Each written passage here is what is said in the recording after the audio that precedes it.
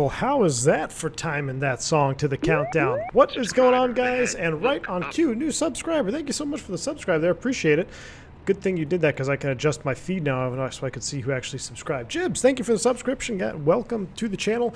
Welcome, everybody. Welcome back here. It's been, what, 4 days since I've had a stream? It's been a few days. I apologize for that. Been on quote-unquote vacation, just doing some family time, hanging out with the wife and kids, and decided to take a little quick break. But we are back, and we are in Microsoft Flight Simulator. Guys, I'm really looking forward to this flight. I haven't flown this flight in a very, very long time. I don't even know if we did this. We did a flight into MROC before. I don't think we left Honduras, though. So we're leaving Toncontin, and we're headed down to Costa Rica. We're going to do the Cyrus visual approach. It's going to be a lot of fun. We're going to do real procedure down there because that's a real-world approach that I've actually flown. It's been quite some time since I've flown it personally, but I'm going to talk you through that. And I've never done this in Microsoft Flight Sim, so I'm really looking forward to the scenery. I think it's going to look absolutely stunning. So I hope you guys are ready to come along with me for the ride. And of course, I've been getting a lot of questions about the takeoff and landing cam, the thrust levers in particular. We're going to talk about that. I've got them configured now finally so they work properly with Microsoft. I got my spoid brake arming lever. I got my flap detense lever. It's just, it adds a whole nother set of them, I don't know, dimension of immersion flying this airplane too. So we're going to talk about that. It's going to be a lot of fun. Let's get this thing on the road. Good to see everybody here. Ginar Hofen, good to see you. Good to see you here. Wojtek, CYVR, Fubar, good to see you. Jones, Blue Bear, Lolar Pilot, a Yoga. What is up, man? Tom Pasco, what's going on, man? You said you're watching my old King Air 350 streams, huh? I think I vaguely remember when I had wasp. Yes, Tom, I remember that was at my new house. We had wasp in the house. We had a big wasp infestation at the house right after we built it. Flight Simmer, good to see you. Christian, of course, a Rotor Fib, Max Rank, Aaron Hastings, and many, many more. So, greetings from Colombia. Andres MT, well, welcome. Thank you so much. I'm in your neck of the woods here. We're on a lovely A320neo from Avianca. I just want to say right off the bat, when I first got trained on the Airbus, my very first, my initial type rating on the Airbus, I was going through Airbus training, I had an old retired Avianca captain who, man, he had some stories about flying in Colombia and just flying all over the world, really. I think he was on, was it the 8, the DC-8, or I don't know, a couple other airplanes, some old metal for Avianca, and then of course the Airbus. But yeah, good times with him. I love this livery. It's got the red and white. It's clean. I don't like white fuselages, but this one is clean with the red engines. I do like it. So let's get this thing started, shall we? Where do you get the flight detents? You know what? I'm going to dig around for a link for the exact ones that I have. They're in the Discord. If you just look under in our Discord under the hardware and peripherals, I think Carta actually posted the original link. Remind me again during stream and I'll actually get a pin for it so I can just pin it through Nightbot. But I got them off of Etsy, I believe. So, all right, guys, let's go ahead and hop into the airplane here. We are cold and dark, completely cold and dark. Hop up to the overhead, 26.8. We got good battery voltages, 1 and 2. Hopefully sim volume is okay as the airplane comes to life here. Looks like our screens are going to boot up here. Turn those up a little bit. Give it a second. All right, there's our chimes and external power. Here she comes. Now we'll go ahead and turn up the brightness here. You're a student pilot here in Medellin, Colombia. Wow, I was there quite a bit in December. I'm learning a lot with you. I want to fly an Airbus plane. Well, that's awesome, Andres. Welcome aboard. Hopefully one day you will attain your goal of flying the Airbus, my friend. But welcome aboard. Medellin, Colombia. I've had some interesting flights into there for sure. Perfect timing, Max 5. What's up, man? Just landing in Innsbruck, 23 knots, gusting 35. Ooh, buttered it with a 423. Hey, man, any landing you can walk away from is a good landing. All right, so that's good. Let's continue with our overhead prep, shall we? Crew supply oxygen, come on, ground control on, CVR test. Boris Hotshot always coming through with the sounds. 1, 2, and 3 on the ADIRs. They are aligned. Up to the overhead, we'll go auto, off, nav position 1. Seatbelts off, no smoking, auto, arm the emergency exit lights. Landing elevation is in auto, check. Pressurization panel looks normal. Fuel pumps are all off, that is normal. Test 1. Yes, indeed. 1, 2, and oh, I did this last time. 3. We don't want to blow the bottle. We won't be able to do. I don't know if we can dispatch without an APU on this flight. That might be some limitation with the terrain. I'm not sure though. All right, everything else looks good. Lights are out. Beautiful. We can't move that one. All right, overhead panel looks good. Come down here over to this position here. Let's go to FMGC. Oh, I think, is this proper? I haven't updated it in a long time. I think we might be way out. I don't know. Let's see. Let's do, so we're gonna go McDo, Atsu. How did I do this last time? It's been a minute. We're gonna go AOC, init. We are going to just do init data request.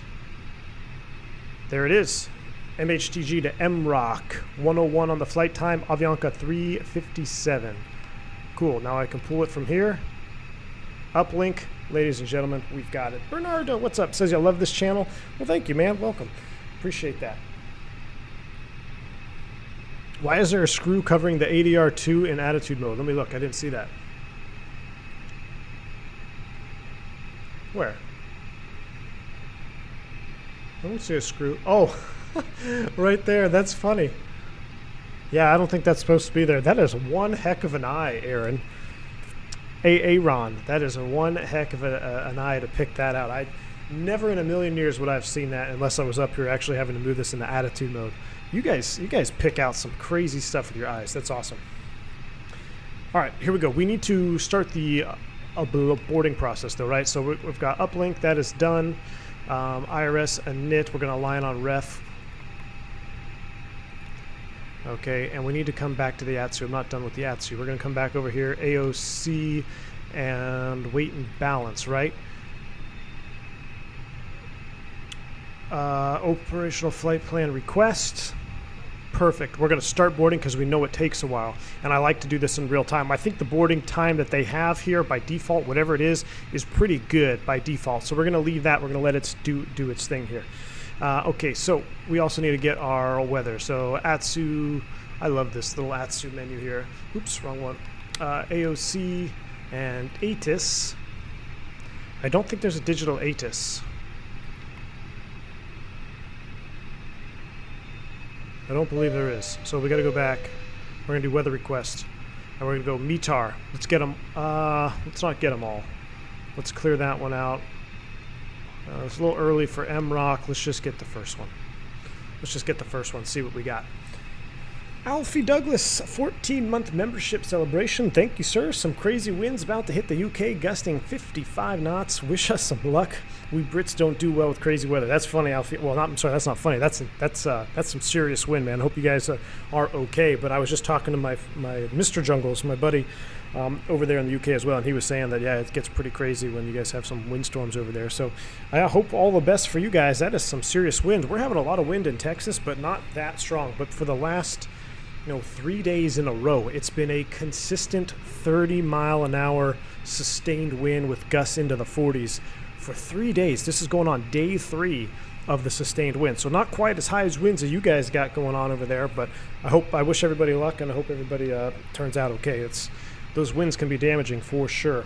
I'd love to see some airport videos. Might have to watch some live streams of airplanes landing in those winds. That's going to be pretty wild. All right, let's go ahead and print this sucker out here. We're going to go to received messages. METAR print.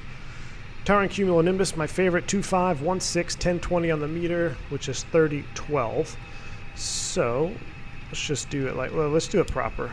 Let's do, what is it, 1020? I believe that's what it said. Yeah, 1020. 1020, we'll set it here, and it's printed. Pull it out right there. I'm loving it. I'm finding my way around the fly-by-wire, so I'm starting to really enjoy this airplane more and more the more I fly Microsoft Flight Sim. My voice feels a little scratchy. I don't know what that's all about. I'm trying to drink some water. Give me a second.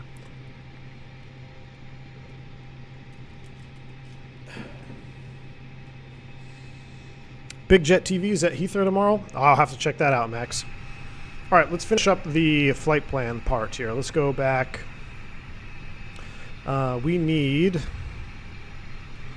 11 thou. Let's take a little extra for a grow around. Let's take, that's a lot. Let's take, 11.3 should be fine. We are in it now. You know what? I'm going to take extra because I think I've had issues before. So 13,000 pounds will take about 1,500 extra real time. Let's go ahead and start the refueling process. And do I have to call the fuel truck over, or is he refueling? No, he is here and he is refueling right now. Wow, we were completely drained and empty. All right, GPS is primary. Let's finish up the flight plan here. We have to put in the departure. So MHTG departure. Winds are 060 at 5, so we're going to blast off to the north off 2 on the Libis 1. Insert. And if I look at this here, let's go plan mode, constraints on. That looks good. Slight right. Doesn't look quite right, but interesting. Should be a right turn, I thought. Let's look at the navigraph. Departure. Oh no, it is a slight left turn. That's correct. So slight left turn, TG007, TG006, and then TG0030, and we're basically staying on that. Let me zoom out a little bit more. Yeah, 02, and then make the right-hand turn. So yeah, that is correct. It is correct indeed. So we got the good departure in there. It's going to come all the way around, all the way down to MROC, which our flight plan ends at Lee, but we're going to load up the rest of the arrivals. So I'm going to go back here. Let's close this. Let's pull up the MROC charts. We're on the Barra 3. So MROC, let's pull out the charts here for San Jose, Costa Rica. The Barra 3, that's what it looks like. And we're coming off of a Liberia VOR. So MROC arrival.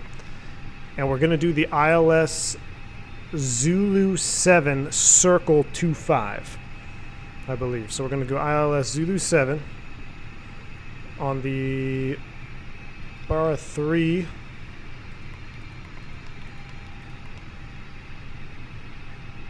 Novia.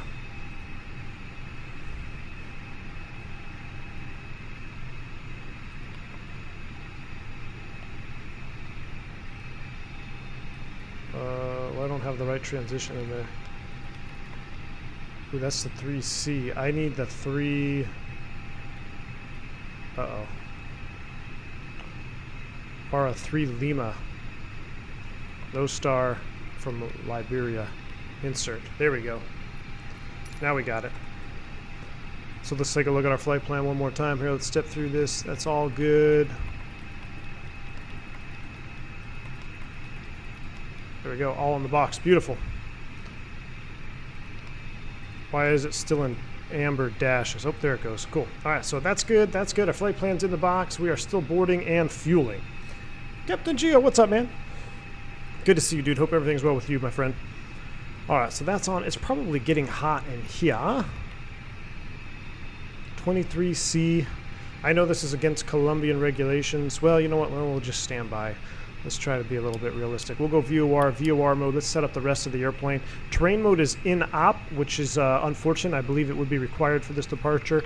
I got dual constraint modes on. We don't have any ATC on, so we'll set our top altitude of 340 in the box here. 34 is set. Let's finish the rest of the programming. Nothing to hard tune. I'm going to put in MHTG here. And, oh, we're actually 35 as our cruise altitude. So we're going to come up here. We're going to set 350 is set.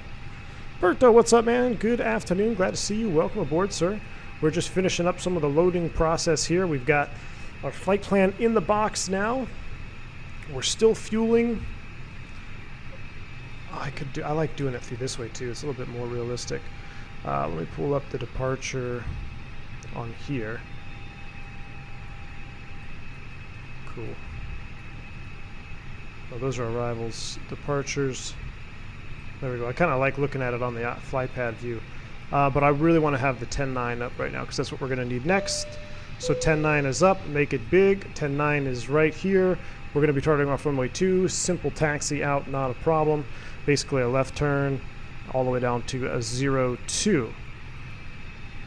All right, so that is done. Everything is done. We are waiting for our loading. So let me come back here to Atsu. Let's pick up our weather, and then we'll get to the chat here because I'll be able to finally be caught up with you. So let's go ahead and just pull out the MROC weather. I just want to take a look at it while we wait. Geo, 25 months says, I'm doing great, patiently waiting for my yoke. Awesome, Geo. Which yoke are you waiting for? Did you go with the Thrustmaster? Which yoke are you waiting for, my friend? Captain, if you get a chance, could you please explain how to do a no flaps landing in the Airbus? I tried it at blue dot speed. It was fast. Ricardo, hot brakes. Okay, so the no flap, no slat, or a jammed flap, jam slat, whatever it may be, basically not a normal position to land flap procedure is one of the longest procedures that we have in the book. So it would take me over an hour to explain it to you. Basically, you're going to be very, very, very fast. How you land it, you do not flare.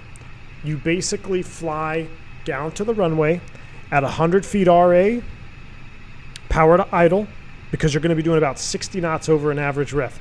Right around 170, 160 knots, probably, maybe even a little bit faster, depending on your weight and the configuration of your flap failure.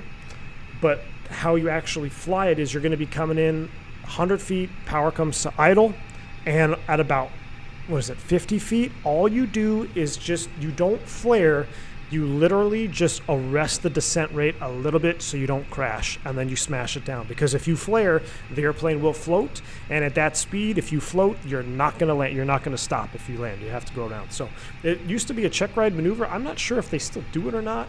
I think they might do it on the initial type rating still, but it is one of the longest procedures that we have in the book to go through it all. It's quite a lengthy procedure if you actually go through it by the book.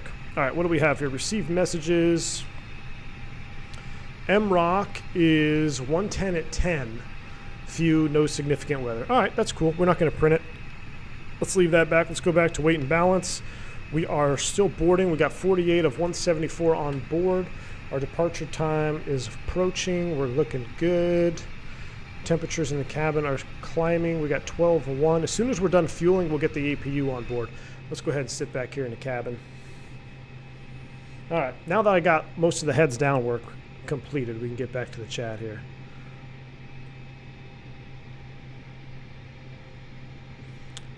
Let's make sure I didn't say it. Phoenix has been in beta for at least 2 weeks. I did hear and see that information about the Phoenix in beta. That is awesome. I'm really looking forward to the airplane as well. Zephyr says, did you set 30% sensitivity? Okay, so glad you brought it up, Zephyr. So what I've done now, you guys are aware that I have the Flight Sim project set up here, and I'm running the Thrustmaster base on my stick. Now I know what Fly-by-Wire recommends, and maybe Flight Simmer or anybody who works for Fly-by-Wire or is part of the open source team, I have personally found, and after this stream, I'll be able to confirm it, but I did one test landing with the circling approach. With this specific setup now, I actually find it to be a little bit better, around 15% on the curve. So almost a little bit more responsive with this particular setup. So I've done one test landing with it like this. After we do the full circle today on the procedure, maybe we can check it out. Oh, I don't want to go show you my options. But what I've done now is I know they recommend that 30%, but I've actually set it to 15% now to make it a little bit more linear, and I seem to be pretty happy with it. So again, we'll take one quick look when we get to when we get down to MROC, make sure it is exactly what I want. But yeah, I know they recommend 30, but I was feeling like it was almost a little bit too unresponsive. So I bumped it down to 15 now, but that's for this specific setup.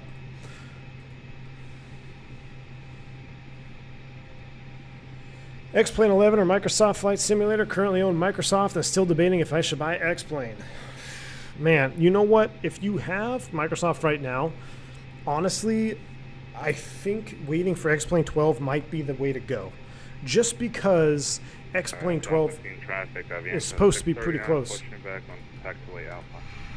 All right, so we got another Avianca pushing back. All right, let's go ahead and fuel is on board. I would wait till X-Plane 12 personally. That would be my personal recommendation. Fuel pumps are on. Let's get that primed up. Let's double check our fuel page. It is on board and balanced, so we'll go ahead and get rid of that. Flap is open. Let's fire up the APU. Seatbelt sign is on.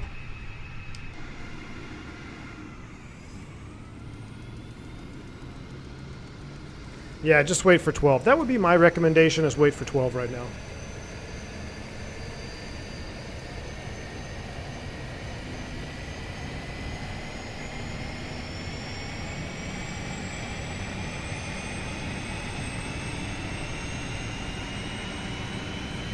Hey, Captain, on approach, I had a map partially displayed message on ND. Can you explain? Traffic American and 1096 pushing back runway 02 good stop. Hold on, I gotta change my settings here.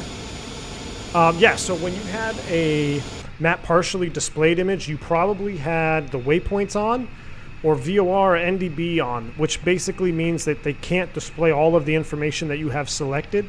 That's why it says map partially displayed. So you got to check up here, see which one you have selected.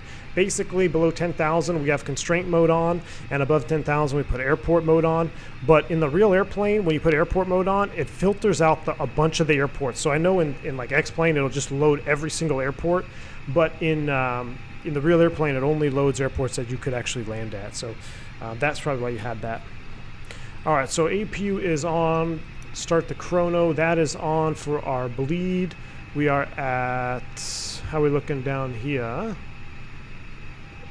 We're almost full. We only got 4 more people on board to go. I think we're looking good. We are looking good. Interesting attitude indicator right here. Are we on a crooked ramp? I think we are.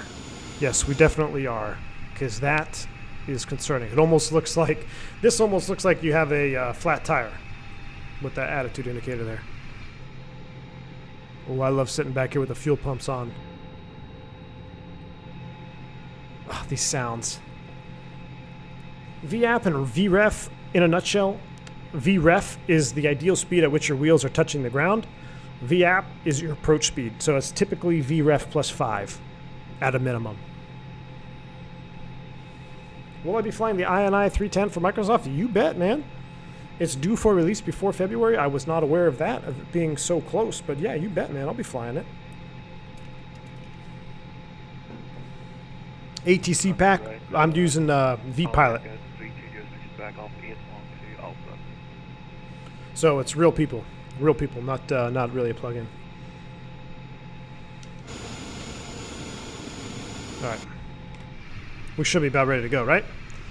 Yes, boarding is complete. Okay, so let's do this. Let's close up the doors. So close. Close it all up. Let's go ahead and disconnect from there. What's our time? Close enough to 3 minutes. We'll get APU bleed on.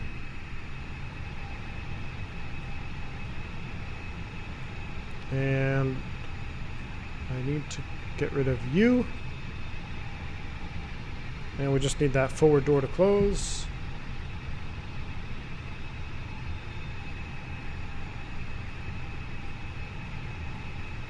There it is. Doors are closed and beacon on. I really like how they do arming with the beacon on. That makes it easier than waiting. But that's that's one of the before start checklist items, verifying the doors are closed and armed. So before start checklist, windows, doors, and sides closed and armed. Beacon on, thrust levers idle, parking brake is on. Before start checklist complete. Let's go ahead and select here. I'm going to do a flaps 1 Toga. Oops, scratch that.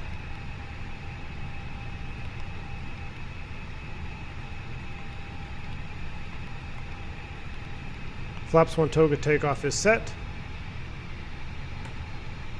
And let's try my pushback mod again here. Bank angle. Bank angle check. Bank angle. Bank angle check.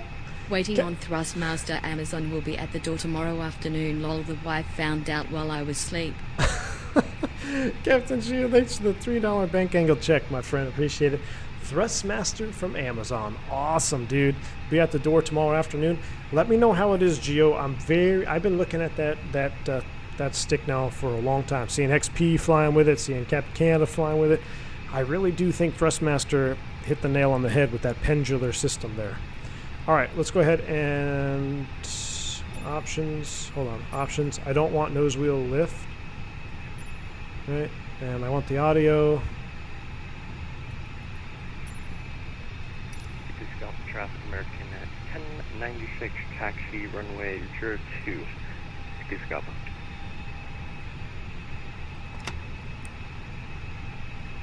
Brakes released. Tonkan traffic of Avianca 357. I'm going to be pushing back here, straight back from the ramp. Going to taxi to runway 2, Tonkan. Number drawn. Avianca 62 taxi runway 03.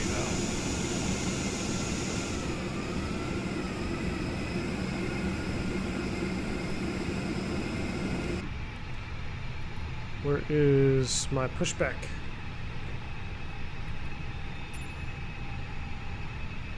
Wait a minute. Oh, we just had to do, what, are we stuck?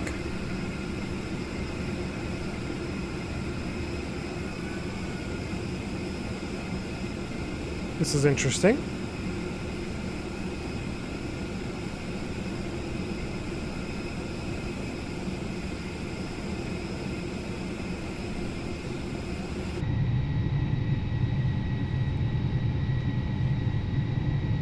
We're gonna block one guy in there. Sorry about that, dude. I think because we're pushing up a hill. There we go. Yeah, if you want to take that way there, man, you might be better off.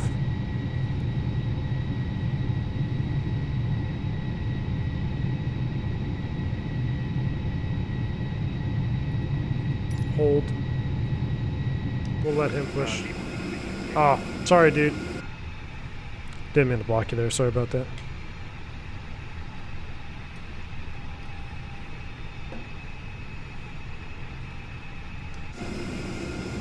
All right.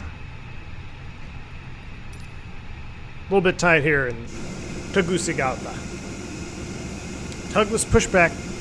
You know, they actually were working on that. What's a tug full speed like? It depends. It depends on the direction. You know, I've had some tug drivers that just whip it back there. Some go super slow. I'd say this is a pretty good speed right here. Maybe a little bit faster. Let me see. Better view from here. This is about a good. This is a good speed.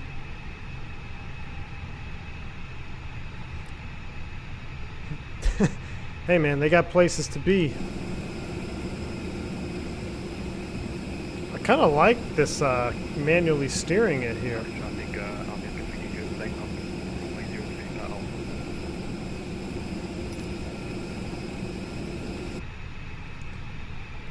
Brake set. All right. So that is good. We are going to go ahead and start engines. Engine mode to ignition start. We got bleed pressure. Turning engine 1. Enjoy the amazing startup sounds. Scout traffic, American 1096 holding short, runway 02 for departing traffic.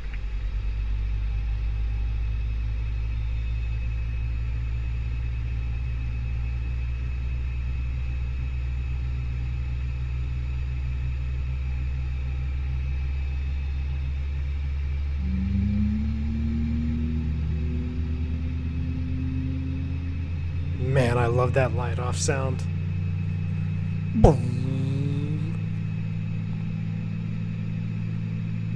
Chris Stuper, you push fast? Hey, I got no problem with pushing fast as long as you don't push me into something. Or smooth. Like, there are some tug drivers that are just, even when they change directions, they have it down to a science where everything is so smooth up front in the airplane. Some tug drivers, when you're pushing back, you really get especially if they change direction, you get that clunk clunk and like an abrupt jolt in the cockpit. I always don't like that. But some tug drivers are really smooth. Let me turn up some of the center lighting here. Looks like we got a good start on number 1. Let's go ahead and start engine 2.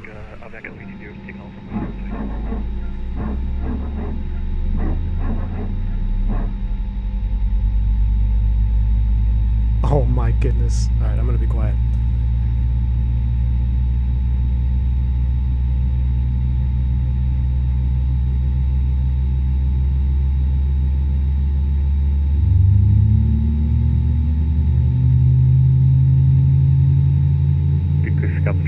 American 1096 lining up runway 02. We seriously need to get a petition for Boris to make sounds for X-Plane. Are you kidding me? I could just sit here and start engines all day long. I love it, man. That is awesome. Fading out. Cool deal, cool deal. All right, let's go ahead and finish the startup. We got 2 avails. That's going to go there. Oh, check this out, guys. I'm going to go take off landing cam. Check this out.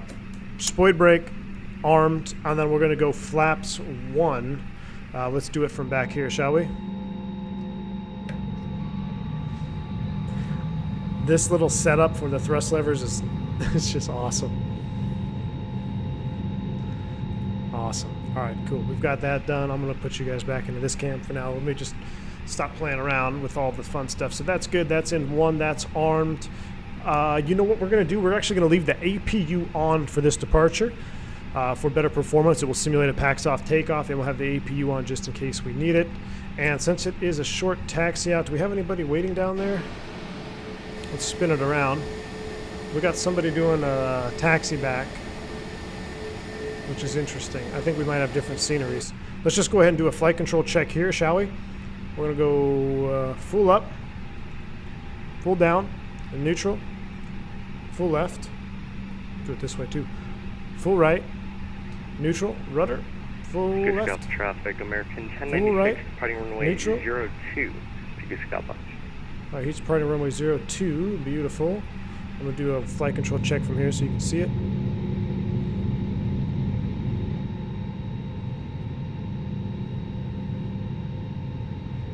Beautiful. All right. Tegucigalpa, Avianca 357, taxi runway 02. All right, here we go. Taxi light on. Parking brake off.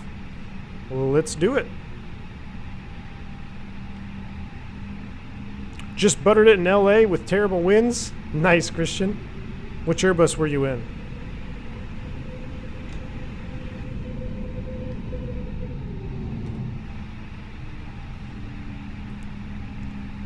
I doubt he's in a 330, but it's cool to see that traffic. Lost sight of him there. There he goes. I forgot to close the cockpit door. That's on the before start checklist. That's my bad. Closed and locked. Beautiful. Nice, Christian. 321. Very nice.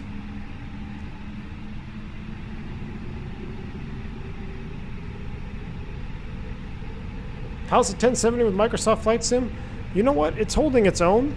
I don't have everything at Epic like a lot of the 3080 guys run, but honestly, it's not at the point where I'm willing to spend $3,000 to change it, if that makes any sense. Like, I know it could be better, but it's not. I don't think it can be $3,000 better with the way prices are now with GPUs. So I'm going to hold on to this 1070 for as long as I can. We're going to come all the way down. I think we can go... Is that a taxiway down there? Yeah. They were doing some back taxis. I don't think we need a back taxi. I think we'll be fine. We'll hold short. We'll do our final checks, and then we'll depart out of here for runway 02. 1070, not a terrible GPU at all. No, it runs at a high load, but honestly, I'm not having any issues with it. So, all your settings on medium? I don't believe they're all on medium. I have to actually look. All right, we're gonna hold short here. And let's do our final checks here. So we've done everything else. Let's go ahead and go auto brakes max. Takeoff config checked. I should put this into 2000, right? Because we don't have ATC. So let's change our squawk code 2000. TARA, that is on. Check. Flaps config 1. Overhead is configured. Not quite. On auto. There we go. Geez, I need Phantom 320 here. Let's go ahead and let the flight attendants know.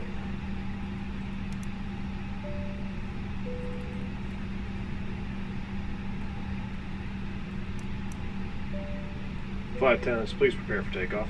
Oh yeah, that guy sounds like a real pilot, a real fake pilot. Geo says, ooh, the wife wouldn't be happy, 3K GPU. No, Geo, she definitely wouldn't be happy, my friend. She definitely wouldn't be happy. Thanks for the $2 super chat, man. Especially since she might be watching today. Who knows? All right, here we go. We're going to line up and wait. Tegucigalpa, Avianca 357, departing runway 02, Tegucigalpa. Hopefully, if we time this right, we'll be landing right around 4:30-ish, sunset. Might be a little bit early. Might have to do some time acceleration, but I kind of want to see the terrain here, all this default terrain. APU bleed is on. That's going to equate to our packs off, so that is normal. That's why the APU is still running there, Ernest, for maximum performance here. A little bit cricket on the lineup. All right, we got a bus. Okay, he's not crossing the runway. Beautiful. Are you guys ready for a max yoga? Let's find that view. Let's do this one right here. Maximum yoga takeoff. Let's get those yogas in chat. Spool them up 50. Nose forward on the stick. You know the drill. Here we go.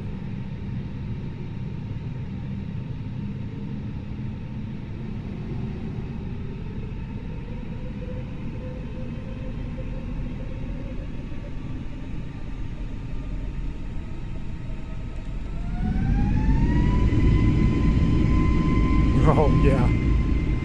Man, Toga, SRS. Auto thrust is blue.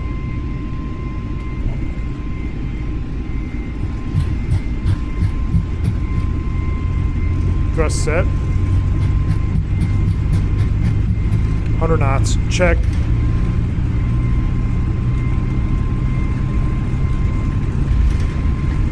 V1. Rotate.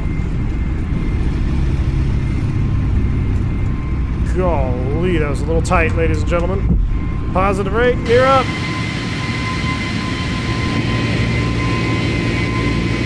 That's all we got for a flyby. Oh, man. That was tight, guys. That's 2 times we've blasted off runway 2, and it's been really tight. That was really tight. There's acceleration altitude. Wait for that positive trend in airspeed. Oh, forgot to disarm the split brakes too now that I got proper disarm. I love that speed brake lever. Alright, there's our positive trend. Come back 2 detents. Thrust climb, auto thrust. We'll go ahead and turn the APU bleed off. Secure the APU. Oh, I took off in ghost mode too with no lights. Way to go. Fake pilots in chat. Man, rusty. This is what happens when I haven't flown an airplane in a long time. This is good though. This is good. Good practice.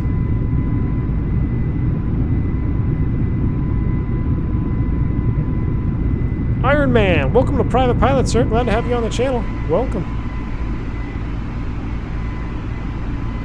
Exclamation point, welcome for your new perks here on the channel, Iron Man. Glad to have you on board with your new membership, sir. We're approaching S-speed. Check out my new super juicy flap lever. Just like the real airplane. Gosh, this sim is so beautiful. I'm starting to fall in love with this sim again, guys. I am starting to fall in love with this sim again. Really falling in love with it. Clouds look good too. Whatever they did in the last couple updates really changed the clouds. They look really good, especially for, you know, I'm not even running on the Ultra, I don't believe. I can't be, but they look really good. Oh, there's the turn.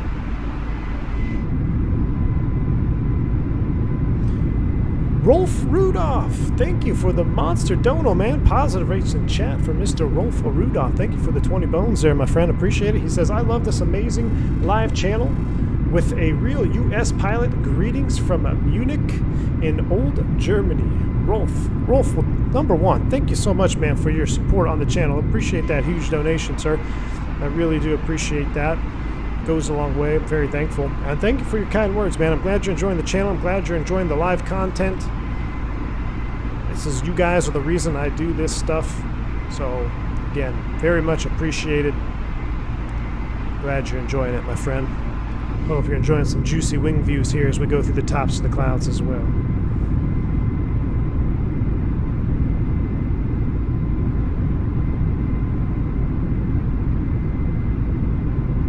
That was a very bank angle check takeoff, James.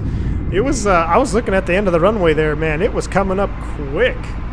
All right, there's 10,000. Let's go ahead and get these off since I had them off anyway, basically. So everything else, wing can come off, and that can come off. That should have been on. Good grief. I'm gonna get a hashtag real fake pilot emoji. But I love, so far right now I'm doing the 15% curve for this exact setup. Now remember, this is the Thrustmaster base with the Flight Sim Projects stick. Now, I don't want to tell you guys to set up your stuff differently than the actual devs themselves when they say use 30% curves, but for this stick in particular, I feel like my movements of the side stick mimic the real airplane a little bit better. When I had 30% curve on there, I had to use more displacement than I traditionally would. Because in the real airplane, you know, full deflection is the only time you ever have full deflection is if you're in a bad situation or if you're doing your flight control check. Other than that, you know, you're not moving the stick much more than probably like, what, maybe, well, you can't see it, maybe like a 50-cent piece in any given direction, you know, other than rotation and of course flaring, or if you're landing in some serious nasty winds. But just a general departure like this where everything's nice and smooth, you know, you could see the inputs I'm making. They're actually quite small. So for Microsoft Flight Sim, as of right now, I think I would recommend about that 15% curve. I don't know what to look at, wing views or the cockpit, because this is just, I'm actually enjoying this a lot more than I anticipated that I was going to enjoy it. Great job on your setup. It's crazy real. Thanks, FlyNY. I've been working on it for a while, so I've been hunting. I've been going through the. How to pass ATPL meteorology and not die. Thank you for the bank angle dono there. Appreciate it, Azer Air. How to pass the ATPL meteorology and not die. Dude, you just got to put your head down and grind it, my friend. It is brutal. And I remember my buddy he went through it over there in Spain. It's one of those situations where you're just going to have to put your head down and grind, my friend. Thank you for the $3 dono. I appreciate it. But you're not the only one that feels that way, like you're almost dying going through ATPL meteorology. But yeah, back to the setup. It's been a long time coming. I'm still not quite done. I want to paint this black, of course, and I also want to get some rudder pedals. Now, rudder pedals is going to be very, very hard to simulate. I don't think I want to spend a ton of money trying to mimic, you know, an Airbus rudder pedal, but we'll see. I want to get a tiller. Bank angle check never gets old. Thank you, Albert1. I appreciate the $5 dono, sir. Bank angle check right back at you, my friend. Definitely a little bank angle check here, right here. Look at this. But, yeah, I definitely want to get a tiller. A tiller is going to round out the Airbus setup, and then I'm just going to get some generic pedals. When are we seeing V1 in Mexico City? Ooh, I don't know, man. Maybe soon. Maybe soon. You overshot that turn there. Bank angle check. That's all right. We'll come back around. We got to set standard. Full standard. Hand flying it up through 18,000 feet. That's fine.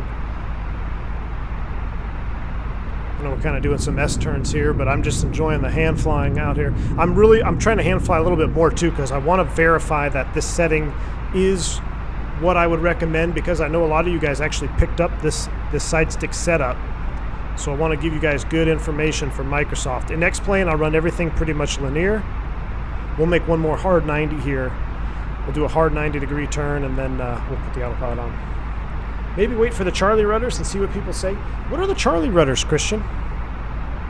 What are the Charlie rudders? I don't think I've heard of those. Hello, V1. Will we be buying the Phoenix 320? Eric, you bet, man. You betcha. Can you hand fly the whole flight if you wanted to? Yeah, Chris. I don't know why you'd want to, but you absolutely could. You absolutely could. Now, you wouldn't be able to go into RVSM airspace, but you know, if you want to request a block altitude, yeah, there's nothing saying you can't. That would be operator specific. You know, I've flown with guys that did a lot of overseas flying 380s. I think I talked about this a few streams ago. I had an FO not too long ago who flew the A380 Emirates, and he was saying that they get like maybe 5 minutes of stick time on a 15-16 hour flight, because you take off, autopilot has to come on at like 100 feet or something, and then they don't click the autopilot off until they're below like 500 feet or something like that. So you get less than 5 minutes. Get less than 5 minutes of stick time. Just saw job advertisement, fly lawyers in Sweden on DA62. Am like her, I need to pass my meteorology. Thank you, Azer Air. Yeah, gotta get past meteorology, man. Gotta get past meteorology. Thank you for the bank angle check, dude. Appreciate it. Yeah, this feels good. I'm liking this 15% here. Once you roll in that bank, just kind of hold it. Sometimes you gotta give a little bit of a, milk it just a little bit to put it exactly where you want it, but she's doing good here. Keep us posted on the tiller. Some guy convinced me to get the FSprojects stick, and now I don't have twist. Key 6. I know, dude. I know. Well, if you have a yoke, you know, I use the, let's go autopilot 1 here. I do use the honeycomb. Let's put you back in the live cam. We'll end that. That was a lot of fun. Let's go out here and chill on the wing for a minute. So I use my yoke as a tiller axis on the ground a lot, other than in this airplane right now. But yeah, I'm going to keep you updated on that Key 6. I've got some leads. I've got a couple options that I'm pursuing right now. You know, I'm trying to find a balance between cost and it being efficient, and also being realistic, because like I can go hardcore and get a hardcore Airbus specific tiller, but you don't need an Airbus specific tiller. A tiller is just, if you just had a generic tiller, you will literally be able to drive every airliner on the ground. So it doesn't have to be Airbus specific, but I'm kind of looking at, you know, maybe something Airbus that's not 100%. I don't know. We'll see. But I'll keep you posted for sure, man. MFG crosswind pedals with an additional hydraulic damper, they're very good. The MFG's Romulus, that I've heard so many good things about them. Those are probably the #1 on my list. Those are probably #1 on my list for rudder pedals. I need the Thrustmaster pendular rudder pedals, Miss Jungles. So, I know, Jungly keeps telling me that too, Mr. Jungles. So, it's between those two. A lot of people like the pendular system of the Thrustmasters. Oh, look at that view right there with the clouds. Let's get that wingless sharklet in there. How's the sounds? Turn down the sound just a little bit here now. Maybe a little bit more. Hopefully that's a little bit better. Where was the worst turbulence you encountered? Bank angle. Stand by. Can't wait for A320 Phoenix. I think we're gonna see a lot of MFS streams on V1 channel. Pilot 20, bank angle check right back at you, sir. Absolutely, man. That Phoenix drops, like I said, I will, if I'm working and if I can get it off, if I can drop the trip, I will drop a trip and fly when the Phoenix gets released. So we'll be flying it no matter what the circumstances are. Now, if I'm out on a trip, then it might be a little bit hard to come back from. So I will definitely keep a close eye on it. And yeah, you're going to see a lot of Microsoft. You're going to see a lot of Microsoft streams in the Phoenix for sure. Almost said winglet. Yeah, I did, Alfie. I know. Got to rinse my mouth out with soap. Iron Man, though, to get back to your question, worst turbulence I ever encountered on a real fake flight, flying into Denver seems to be pretty bad. You know what, Iron Man? Denver, I've had some bad turbulence encounters before, but honestly, the worst turbulence I've ever experienced in my career was a severe turbulence encounter going into Columbus, Ohio. Basically lost control of the airplane. I mean, that is what a severe turbulence classification is you momentary loss of control. The autopilot kicked off. We basically bailed on our descent. We were given a descent clearance. We couldn't do it.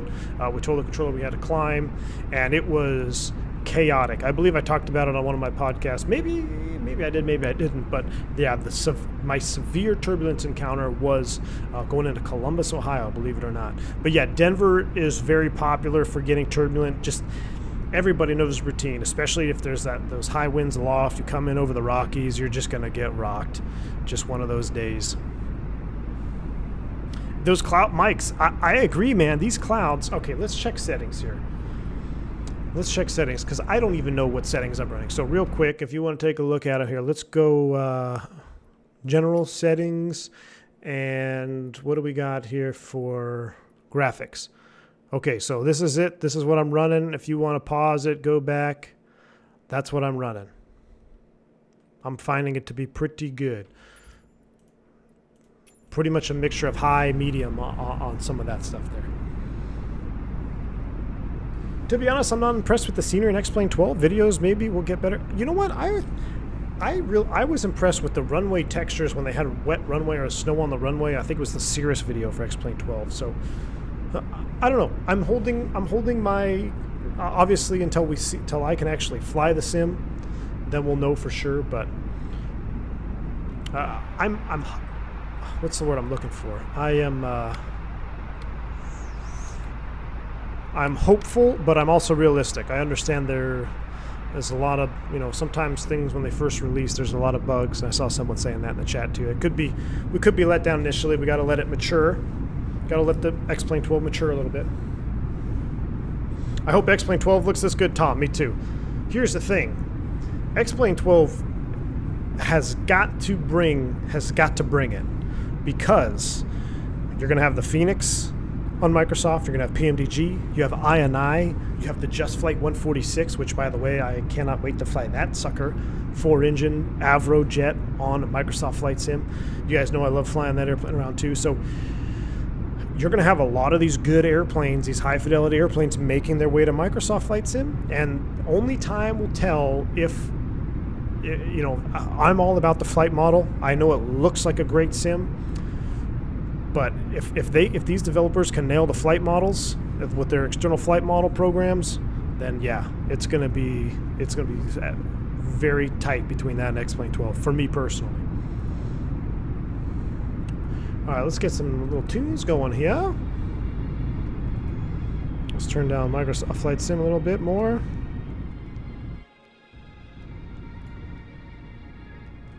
Hopefully the autos are good here. We're about to make a nice steep turn, so I want to be... Let's be on this wing view here as we make a turn. Cautiously optimistic. That's exactly what I was looking for, Mike's Basement. Thank you, sir. What is the hump on the left side of the engine? That is the gearbox. That's the gearbox, Sahal. That's the gearbox on the LEAP motors there. So it couldn't fit directly underneath, so they put it there on the side. That's the gearbox bump. You can kind of see it a little bit better here. So you got one here and one here.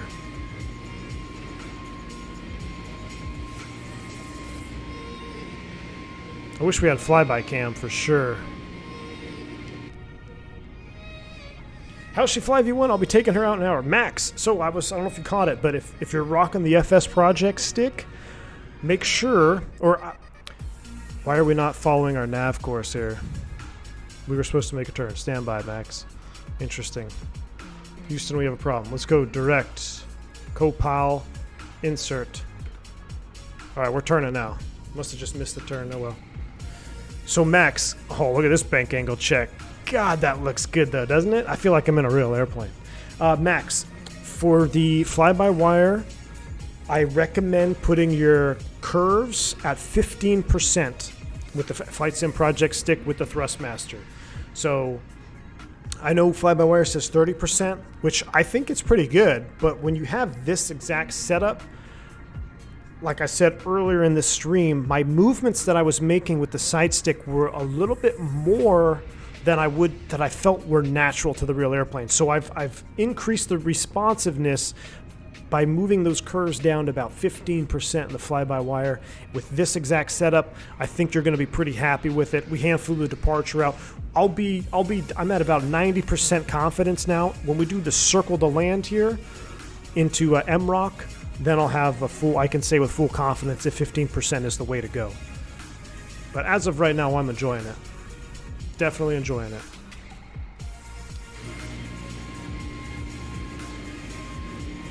Golly, that looks good, doesn't it?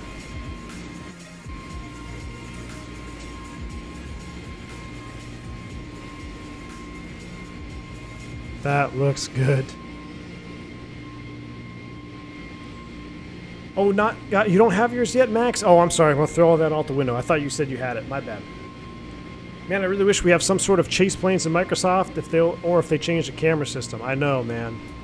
I wish the camera system, this still seems loud, is... Hopefully that's alright for you guys. I don't know why it just seems really loud in my headset, but I think it's alright. But yeah, Christian, the camera system in Microsoft Flight Sim is just, you have to run it with a controller, which I'm not a huge fan of. I actually have a separate controller that I would use, but I left it at the house. But X-Plane default camera system is literally the best camera system I've ever seen in a flight sim.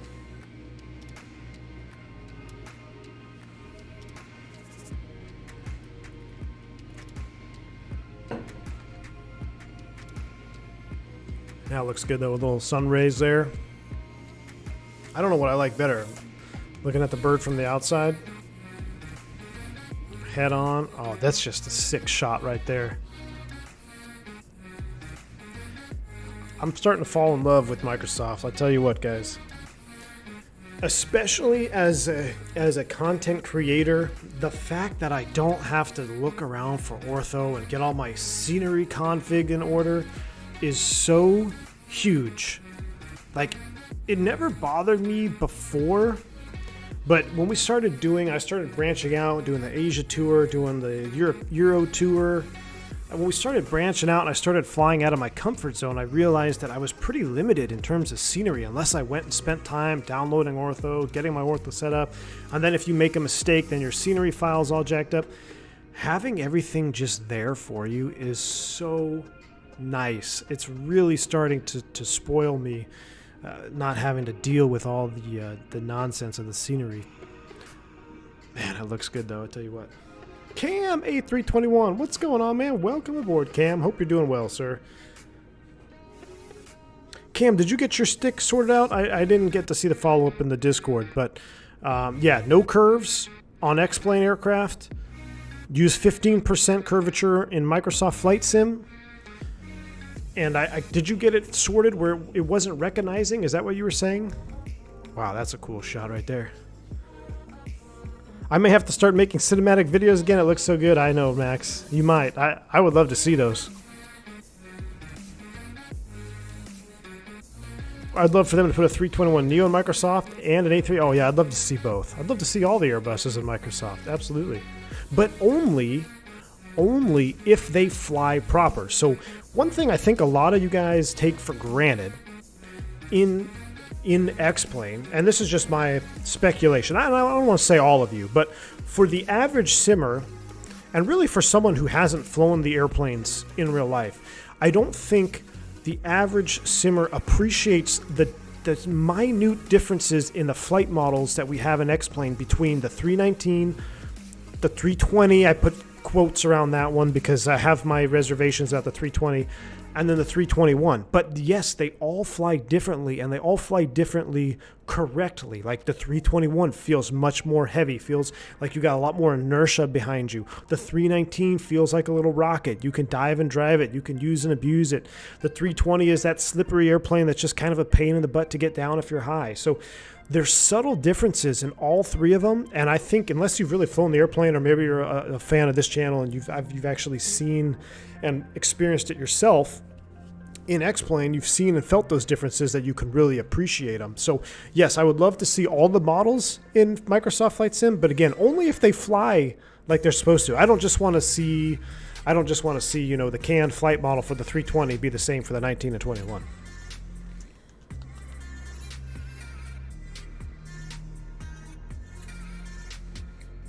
Bit of a deep question, but is there anything that has truly scared you in my aviation career? Alfie, yeah, there's been a couple, going back in the chat there's been a couple of moments in my career where I've been scared. First thing that comes to mind is I had a very severe wind shear.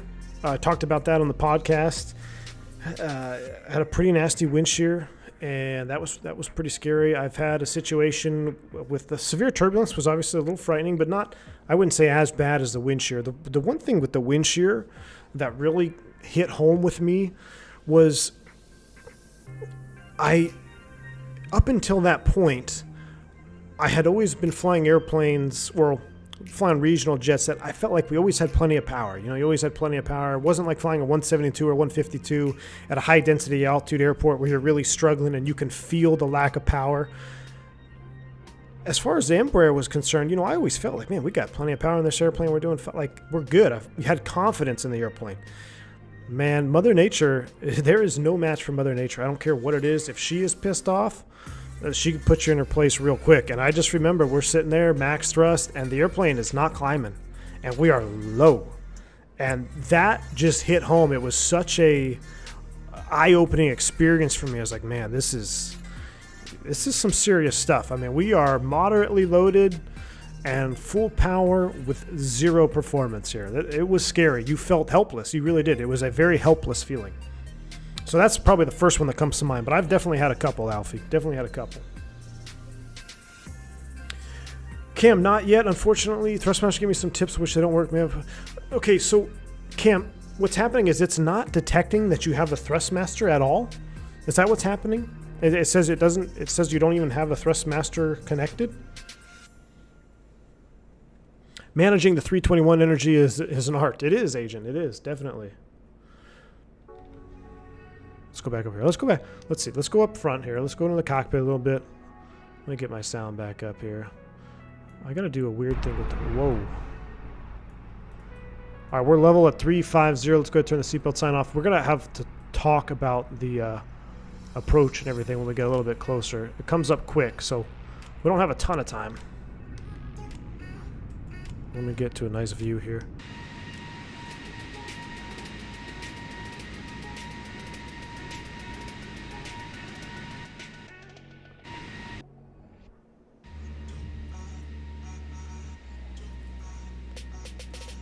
Which number am I typewritten in? The 170, 190. I actually flew them all. Technically, I flew the 175. 170, 175, and 190. But it's the same type, obviously. Right. It does not show up under X-Plane joystick. Cosmic, are you here? I just saw that, Cosmic. I don't know if you're in the chat, but I saw that. It does not show up under X-Plane joystick options. I only see my pedals and TCA quad pack. Cam, did you unplug all of your USB devices except the base, and or try doing that and plugging the base in as the only device when you're in X-Plane? I remember someone having that issue before, but I can't believe you'd have a defective base. That would be awful. It's got to be something silly, man. Yeah, Cosmic, I saw that. Starting at NK on Monday. You mean F9? Hope to fly with you in DFW soon. I don't know. You might not. We'll see, man. I don't know who I work for anymore. Eric says, V1, you have to install the free Henrik Nielsen ship package. Ship traffic worldwide on flightsim.to. I'll check it out, Eric. I'll check it out. What are you flying this Sunday? Which brings me to tomorrow. We're going to be doing VA Friday. We're going to be in the Piedmont VA historical group. We'll do a Piedmont flight. I think we're going to be in the Q400 tomorrow. I think we're going to do a Q400 flight as Henson. And then Sunday is the anniversary for Piedmont Airlines. So they're doing an event. Should have some ATC, multi-leg event, multi-sector event. I'm hoping, I got to put this in quotes now, I'm really hoping I'm going to be able to stream it, because I walked into the office today, and if you guys remember, we had that big power issue on my last stream. Well, apparently, this weekend, Saturday and Sunday, they're doing some rewiring of the office, and they said there's going to be a lot of intermittent power outages and some intermittent disruptions to the internet. So I don't know if I'll be able to stream on Sunday, which sucks, because I've been planning to do this multi-leg event with the Piedmont Historical Group. So if you want to check that out, make sure you check the Discord out. They got all the details in there. You got to sign up for your slots. But I'm hoping we'll be able to fly some 727 action on Sunday. I can't wait until TCA Boeing is being sold as a standalone without the throttle. Tom, yes. So I think, Tom, when it gets to that point, when you can buy just the yoke with the pendular axis, I might pick it up. I might pick it up indeed. Now, I don't know where I'm going to mount it, because it's going to be, it looks pretty large. Could be an issue, but I think I'm going to have to do that because I really like that pendular axis. I'm not saying anything bad about the honeycomb other than the port, the USB port is pretty weak. We already talked about that, but we'll see. I'm in no hurry to change out my yoke, but I do like that pendular system for sure. New settings, Mustafa, I'm recommending 15% curves for this exact setup only though. Only if you have this setup, I think the 15% is the best. Other than that, you should probably follow the developer's recommendation. But with this exact setup, I'm finding 15% to be about the sweet spot for responsiveness with this airplane.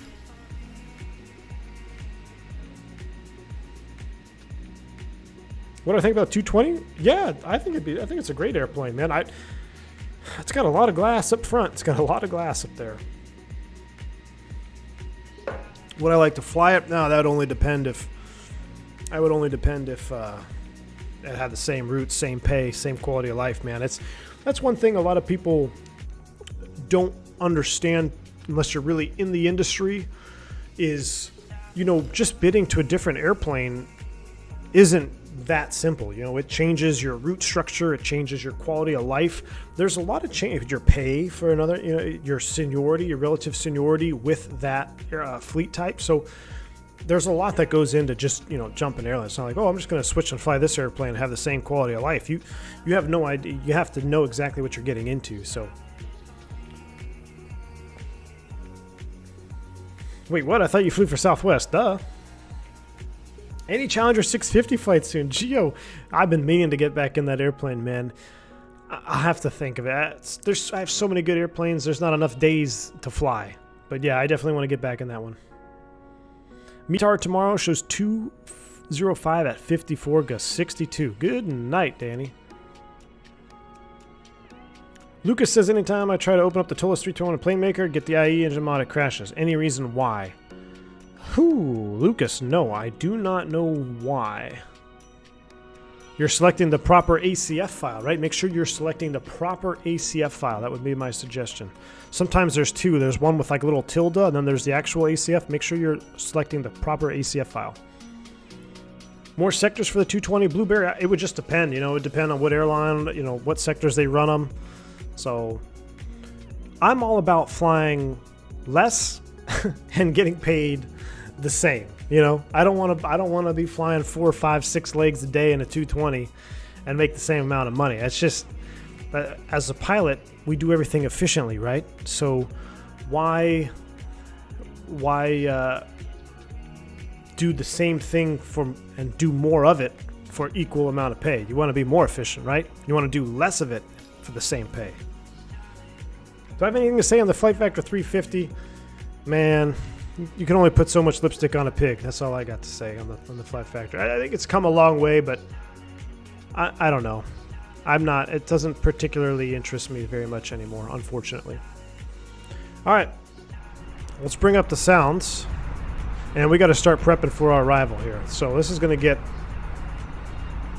juicy. I'm going to pause the music. I want to go over some arrival stuff. First and foremost, let's get our charts out here.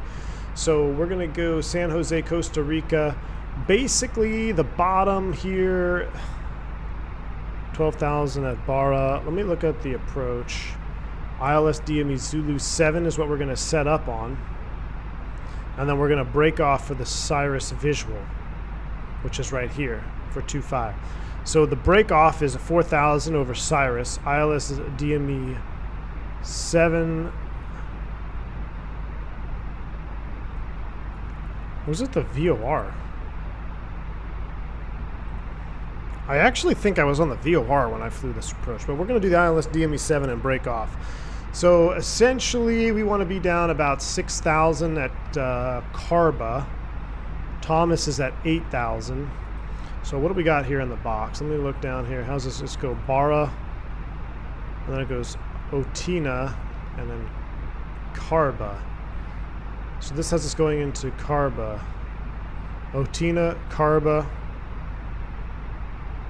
Can I insert something here? Oh, you know what? You know what, guys? We don't have a secondary flight plan function. This is going to make this very, very challenging. I didn't even think about that. Great. Okay, so what we're going to do here, we're just going to go Otina Carba. We're going to close that up. I know that's not how you do it in real life, but we're going to close that up. Oh, man. Okay, so let me give you a brief overview of what happens here in real life. And actually, we should probably think about descending. Where does the star over Liberia? Not that one, not that one. It's this one here. Liberia, 280, 17 and 12. So I'm going to set 12,000 just to give us an idea. We've still got some time, but so I don't forget. All right, so the purpose of this approach, how this works, is you're going to fly the ILS DME-7 down to about, what is the break off, 4,000, close to 4,000 feet. And then we're going to break off the approach and fly the Cyrus visual. So at 4,000 feet and 6.2 miles from the El Coco VOR, we're going to begin the visual maneuver. So a couple things to hard tune here. First things first, let's go to the prog page. Let's put in MROC. And I'm going to put MROC 25 in there. Because that's the runway we're landing on, even though we're shooting the ILS to 7. All right, so that's a prog page. Perf data. We'll get to that when we get to that. Baro mins, I'm going to get to that here in a second. So RadNav page. We need to hard tune the El Coco VOR, which is TIO. So I'm going to hard tune TIO and here. Yes, the 150 miles away. Perfect. So at 2.2 miles, max 160 knots, 4,000 feet, you break off and go to Belin. Now, we don't have a secondary flight plan option. So what we have to do is, can we build this in the RadNav page? I'm really going to put the fly-by-wire tests here. I've never even done a test sector on this, but we're going to really try to test this out here. TIO. So I want to put Belin, which is the 132 radial. Wow. Okay, and I want to put a 2-mile radius around it. Good night. I think it might work. Let's check this out. Let's go plan mode. Let's zoom it down. Let's go to our flight plan page here. Oh my word, I think this is going to work. All right, so we're going to break off the approach. I know it's kind of hard to see. I can't pop out my material here. But the best way to do this, if you don't have secondary function available, we're going to break off the approach at 4,000, 2.2 miles out from the VOR. I'm going to fly heading 098 to basically intersect this waypoint right here. Where this connects, this is a 2-mile radius off of the 132 radial. So that is the Belin intersection. Once I hit that point, I'm basically going to continue on a downwind. Hopefully we'll be staying visual with the airport. We have to stay visual until Ipabe, which is the 093. So let's go ahead and go back, fix info. Let me go back, flight plan page, fix info. I'm going to make a second radial 093. All right, and now I'm really going to try to mess this box up. We're going to have hieroglyphics here on our ND. But if this works, it's going to be awesome. Which is 4.4. I'm going to just make it 4.0, or I'm just going to put a 4 in there. Well, I don't think it will accept 4.4, will it? No. A real airplane wouldn't either. 4-mile ring.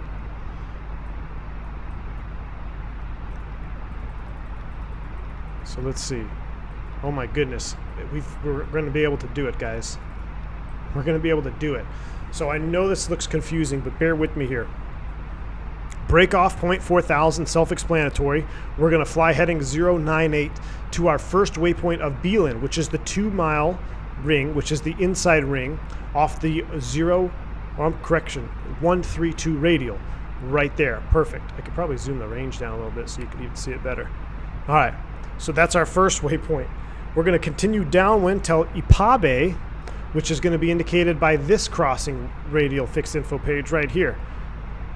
mandatory 4,000 feet. This is where it gets spicy. You're going to make a left turn into rising terrain to land on runway 25. Now, we don't have the runway set up in there, which is going to look weird, but that's the best we can do. So that's actually going to work just fine. What I'm going to do is put for minimums, I'm going to come in here, we're going to go perf, next page, and I'm going to set a reference minimum. Airport elevation is 3,000 feet, so let's do a 500 rad out alert. All right, we'll do a 500 rad out alert, and let's go ahead and get the weather while we're here. So we'll go McDo, ATSU, AOC, weather request, MROC, send it off. See what we got. This is why I love this channel so much. Very cool to see how you work through stuff like this, even without all the tools you usually have. Exactly. This is actually racking the brain cells here to figure out how we can do this, and I think we're going to be just fine. But yeah, Richardson, thanks, man. I appreciate it. Could you just create custom waypoints as well? You could. I don't have the lat longs, though, Tom. So theoretically, you could. Now, these are real waypoints. You could put them in there. I could put them in the box, but the problem is I don't have a secondary. So I don't want to put it on the primary because then it would just start to look really funky. So I'm going to leave the primary, and because this is by definition a visual maneuver, we could do it this way just fine. These are just reference points. You don't even have to put these in, although it is highly, highly recommended as you have mandatory restrictions. So it is a visual procedure. We're gonna try to do it visually anyway, but without a secondary flight plan. In the secondary, I would have the runway 25 with an extended center line, and then I would have these waypoints in there. That's exactly how I'd set it up. Now, I believe I did it in the Toga, so you could see it there. You could see the full procedure loaded up there, but we'll go ahead and print this as well. 100 at 7 with a temperature of 27. So perf, next phase, 100 at 7 is the wind. Oh, that's not right. 100 at 7, temperature 27, and print that out. What was it? 29er, 9er, 3.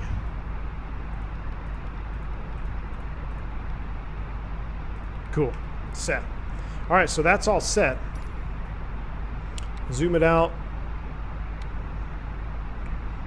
And let's see, we're looking good here, about 80. Let's go ahead and start to trickle down, shall we?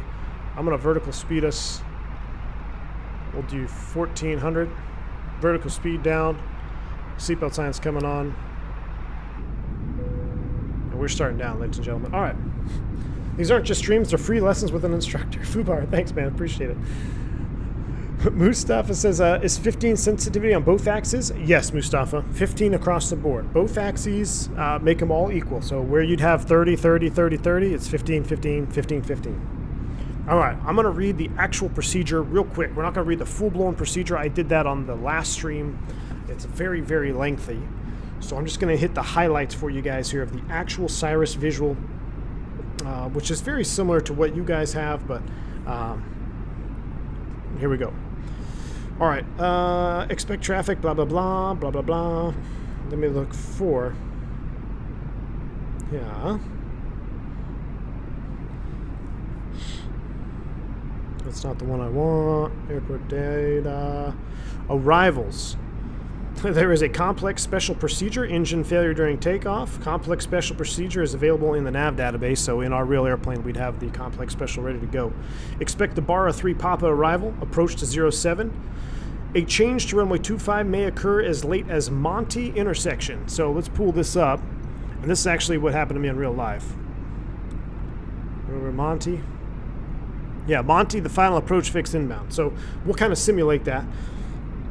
We'll expect a change to the Cyrus Visual 25 off of the ILS DME 07 at Monty. So we're going to fly this just like a normal ILS until we hit Monty, and then we're going to switch over to the Cyrus Visual. Caution, on the missed approach procedure, be advised some FMS computed solutions may cause the aircraft to exceed the missed approach restriction of the El Coco VOR Radial 116 due to insufficient bank angles being commanded at 200 knots. This is a huge point of emphasis when you're flying in here. Crews may need to intervene by increasing up to 30 degrees of bank and or reducing to a safe airspeed below 200 knots, shorten that radius of turn up, including delaying configuration changes to ensure the aircraft does not exceed the restriction there. So this is there's a lot of stuff going on with this approach here, especially if you have to go around. For the Cyrus visual, refer to airport briefing, which we are, blah, blah, blah. So on the actual approach chart itself, we've got that. So there's actually stuff underneath here. So Cyrus, and I've got it in my chart here. So, oh, there actually it's here too. So Cyrus crossing roads, Beelin is the hydroelectric plant, Ipabe, Wardware shop, whatever that is, and a Canas highway, and Fanal, Manolo's old hall right there on Route 1. So a lot of different things to look at here.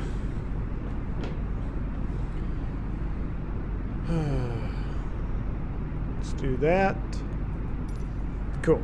All right, so you guys have been semi-briefed. We are 40 out, 30. We're going to increase about 1,800 feet a minute. Daniel Carter, we got to stay away from politics, my friend.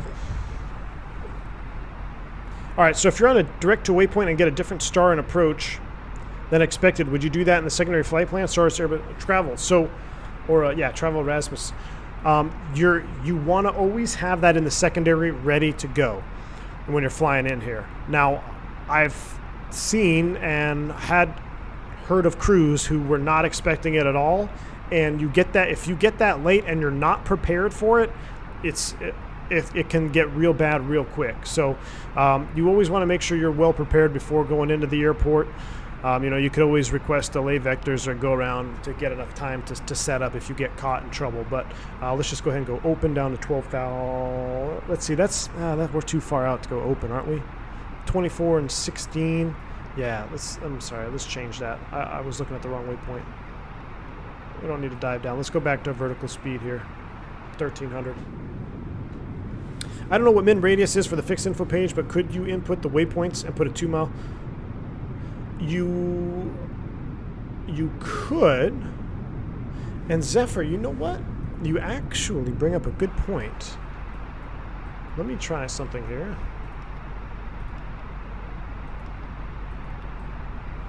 Let's see. Let me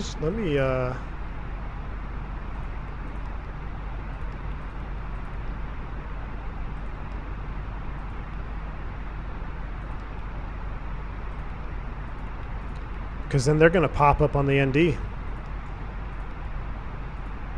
Absolutely. I'm not going to put any radius around them, but now look at this. We'll go plan mode, zoom it down, and let's zoom over here. Look at that. See, right on that waypoint. That one's pretty close. A little bit off, but right there.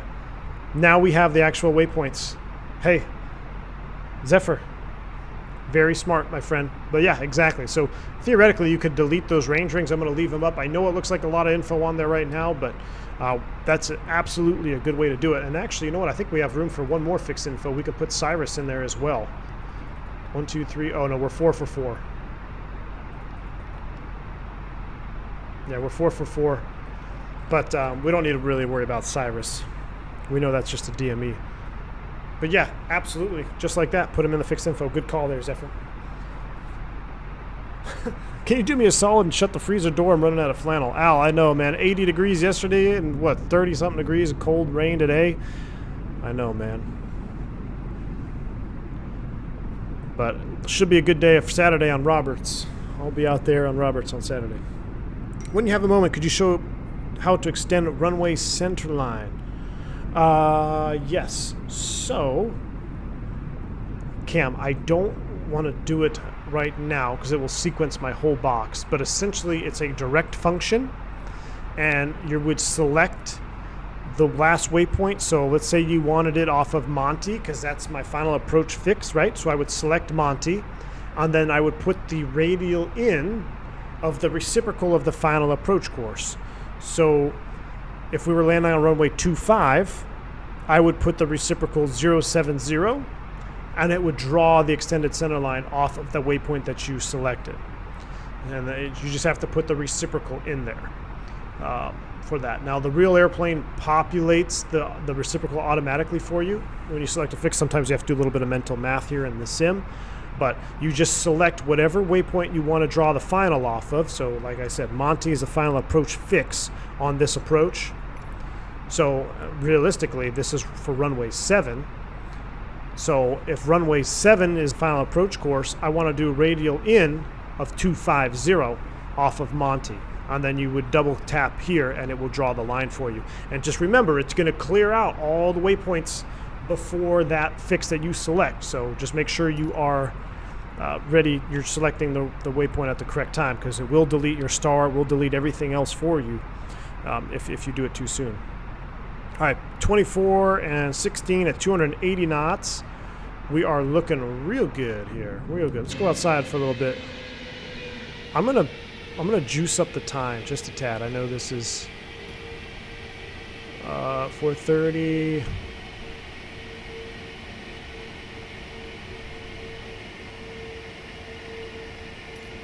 There we go. Let's just lower the sun on the horizon a little bit more. Oh, phone's going off.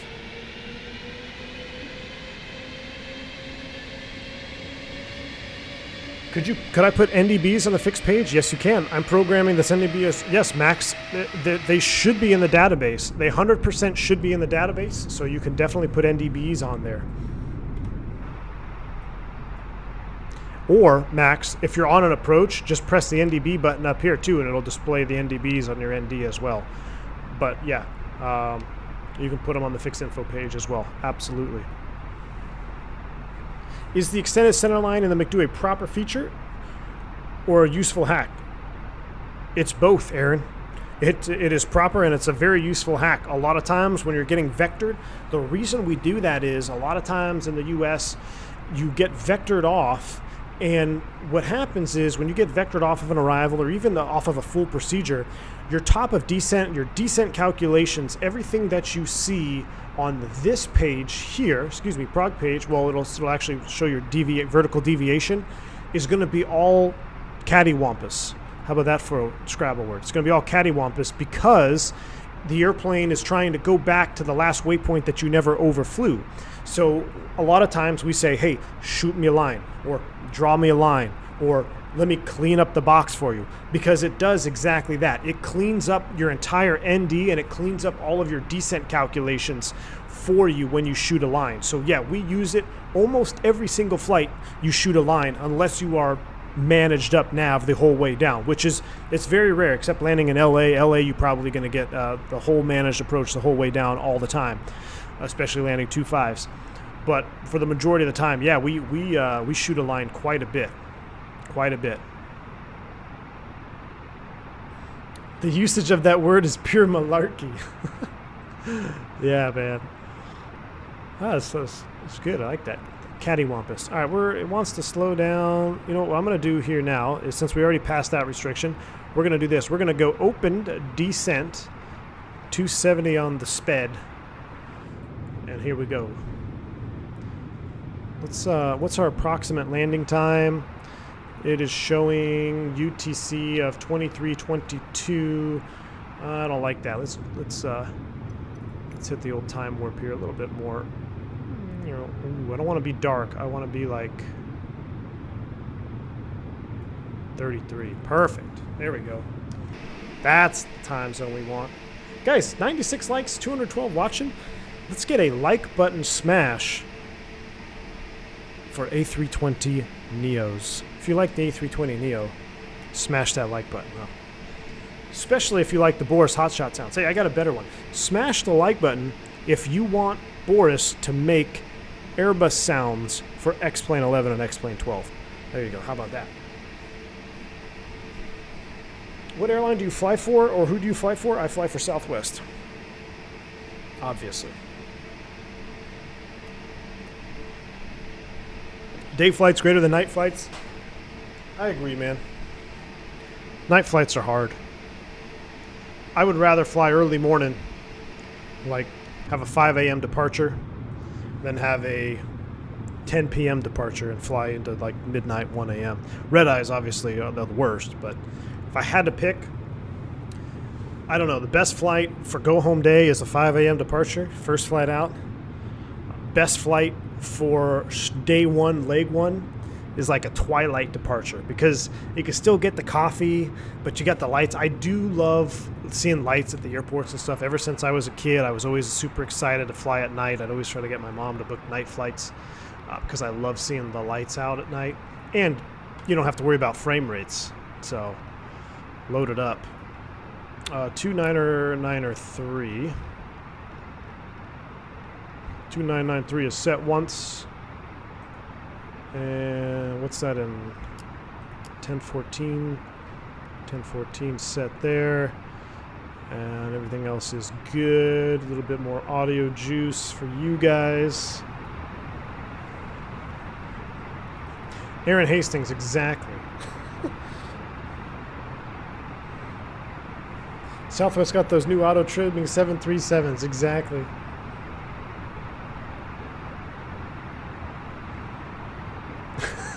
I thought you flew for BA.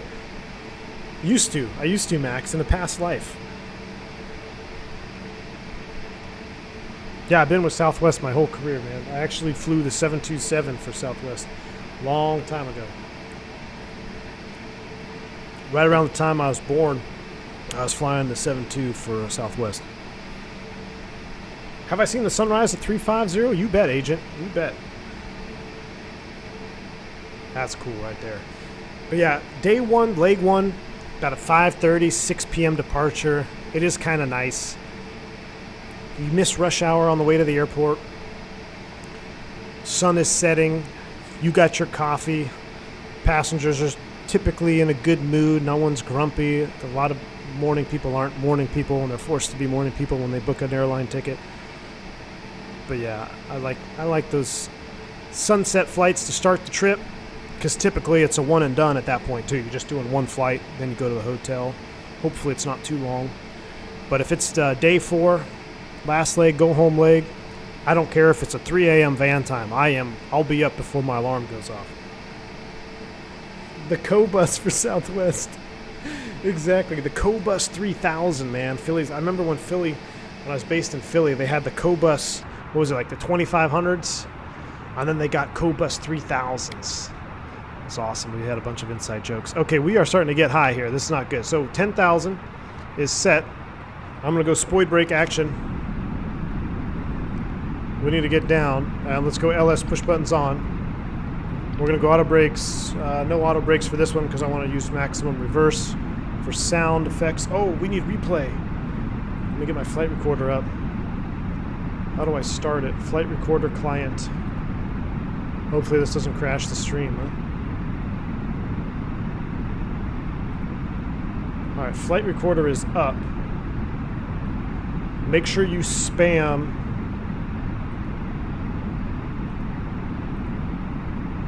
to tell me to start the replay when it's time. Chicken liver. Yeah, we're like way high, guys, already. Jeez. Got the talking, but look at this approach. God, this is beautiful, isn't it? There's no way we're going to make Cobra at 6. We're going to be speeding too. Might have to do a self-induced hold here. 250 knots for selected speed. I'm going to activate, confirm the approach phase.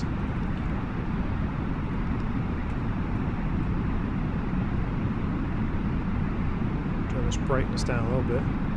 Much better. ND doesn't work, right? Train on ND. Alright, we are going to have to do a self-induced hold because I got to talking. So, heading select. Avianca 357, fly heading 160. Vectors for Pilot Air. 160 vectors for Pilot Air, descend to 6,000. Even in trucking V1, once I get to Atlanta, I'm not taking any load. I'm taking this truck down to Miami non-stop. Geo, I hear you, man. I hear you, dude. If only it was a 319. Yeah, if it was a 319, we probably could have made that. Being morning is when you have to show up at 4 a.m. at the ticket counter at Airport Marriott to get listed for a standby. Oh, man, that's brutal, Al. Holds work now? Flight simmer. Ah, man, I wish I should have tried it. Definitely should have tried it. It's okay. We'll do a vector here. We'll do a vector into the terrain for cinematic purposes. Avianca 357, continue right turn now, heading 190. 190, Avianca 357. That's right, we'll do a little tour of the mountains here. Nothing like flying towards terrain. I should have done the hold. That's on me. I didn't realize it was working. We're actually going to get really close to this mountain. I'm actually a little bit uncomfortable with this decision now. Let's continue the right turn all the way around. Oh God, are we gonna have a jip whiz? I'm gonna pull up the live cam. I'm sorry, the takeoff and landing cam, just in case we have a jip whiz situation. I'll comply with my memory items. Definitely shouldn't have turned this way. Let's go ahead and stow the speed brakes now.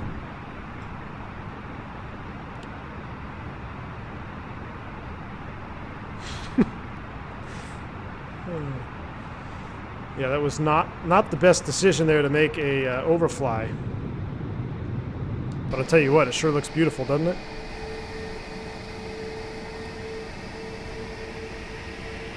Wow, hit the like button for that.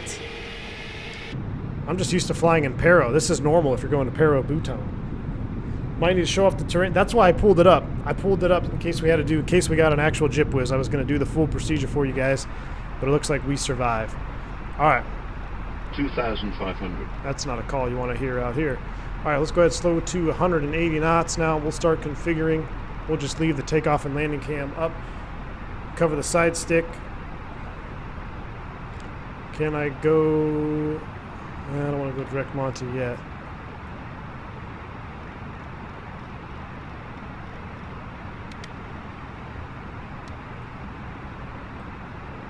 Actually, you know what? Screw it. Let's do it. Let's go direct Monty.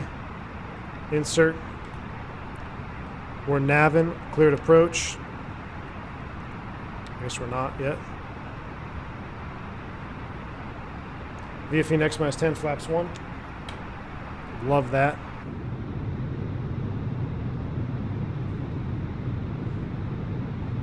Terrain check. ATC would have lost their job for that vector. 110%. I blame Phantom 320. Okay, we're VFE next, minus 10. Let's go flaps 2, shall we? Oh, I love the flap lever too.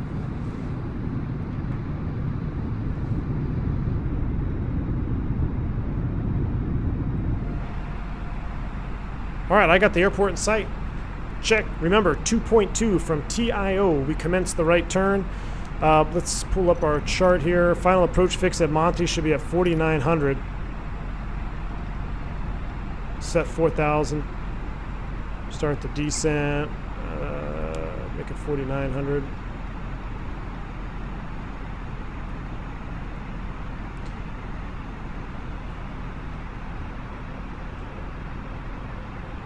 Doesn't the flap lever come in black? Yes. No, I don't know. Does it, Christian?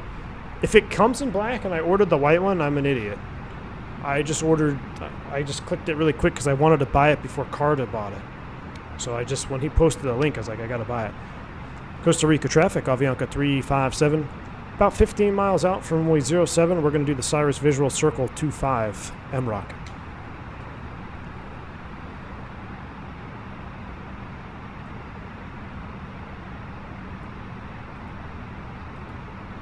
All right, we're looking good. We're at 4,900 feet now. Speed alt star. So we know what the ILS looks like. Let's go ahead and pull up the Cyrus visual chart here. So we have it ready to go as a backup. Basically 4,000 feet, max 160 knots. So just like in real life, The recommendation is to not fly this approach in managed speed. The reason being is if you manage up and go all the way to your VAP speed, when you start that high bank angle to circle in towards the runway, which I really wish I had track IR on, you could trigger alpha floor. There have been alpha floor events on this exact approach because the aircraft were in managed speed. You roll in that high bank angle, you got the gear out, you got the drag out, that VLS comes up to bite you, especially in a heavy 321. So it's recommended that you actually fly selected speed on this approach at about VAP plus 5, maybe even more, VAP plus 10, until you're assured and start rolling wings level. Looks like we got multiple traffic there on the circle. I got a weird bar around my, I don't think you guys can see it, but I got a weird outline on my Microsoft window. I don't know what's going on with that. All right, there's glide slope. We'll go approach. Glide slope blue, Alok Star Cat 3 dual, autopilot 1+2. Love the green band inside the Neo engines. Heck yeah, man. I'm actually going to go ahead and start reducing speed now to about 170. Now, the whole stable approach criteria that we always talk about, 2,000 foot window, that's going to go out. That's going to not apply to this. We're actually going to configure earlier. So we're VFE next -10. Let's go ahead and extend flaps 3.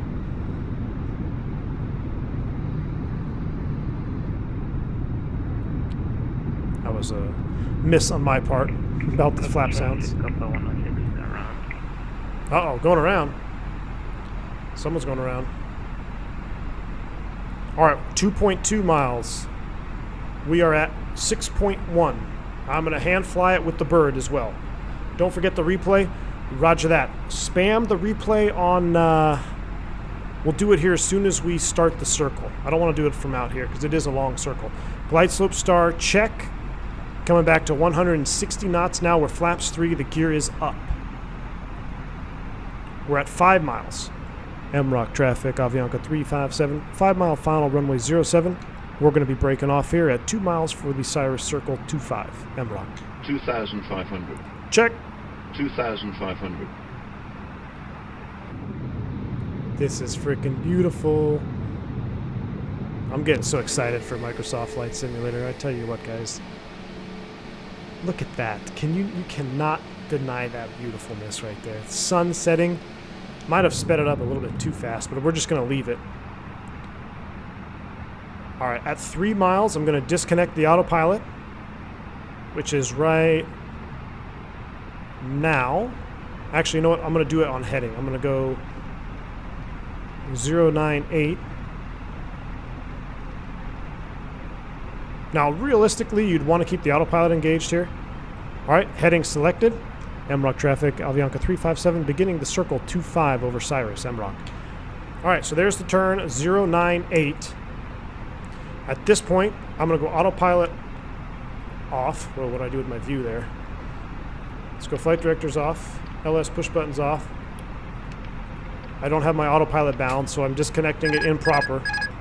Sorry, guys. 1,000. That is set to manage speed. What's our chart? We got a mandatory cross at 4,000, so we dipped a little bit below. We're going to get back up to 4,000 feet here. We're holding 160 on the speed. We're headed towards the Beelan waypoint.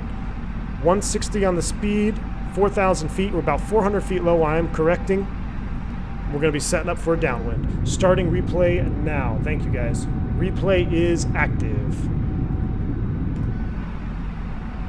We'll get back up to 4,000 feet here.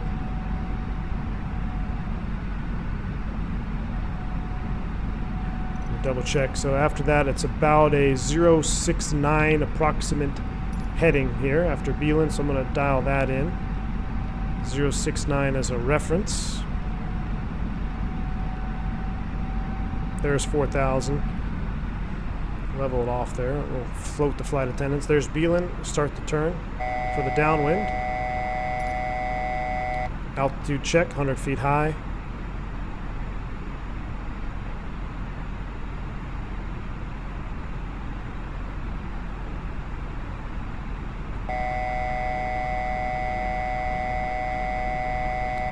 Check. All right, let's go ahead and go gear down. Arm the spoid brakes. I'm going to come back here. We'll go VFE next, my 10 flaps full. What's our VREF speed? Our VAP is 136. So I'm going to keep us at about 150 here for the turn. As soon as we hit Ipabe, we're going to start that turn inbound. We got replay, so we don't have to worry about getting all the views in right now. I do wish I had track IR on. Alright, so here we go. This is freaking gorgeous, though. Rising terrain, left turn without track IR. Godspeed. Here we go. 1,000. Roll in that bank angle. Should need about 30 degrees at this speed. Let's notify the flight attendants. Oh, it's completely dark up here. Flight attendants, please prepare for landing. Also, lights would have been nice too, wouldn't they? Alright, we're looking good. Keep coming down. Alright, I'm going to go ahead and manage it up now. We're going to keep slowing down.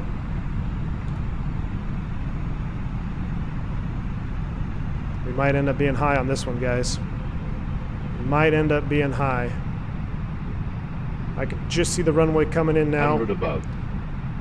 We're on speed. Sync rate's a little high, but we're correcting. Runway in sight. Hey, not bad, actually. Not bad. I think we got it. Shallow it out Minimum. a little bit there. Not bad. Rolled out even a little bit too tight. A little bit too tight, even. We didn't have to be that aggressive on the rollout. 300. MROC traffic, Avianca 357, short final 25, MROC.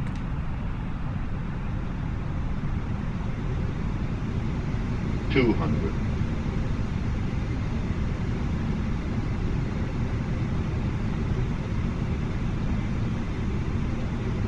$100. 50. 40.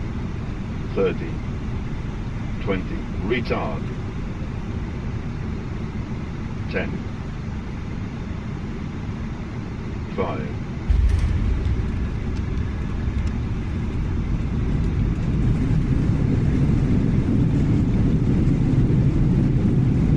Spoilers, reverse green, more brakes. Wasn't the prettiest. We got our 70 knots.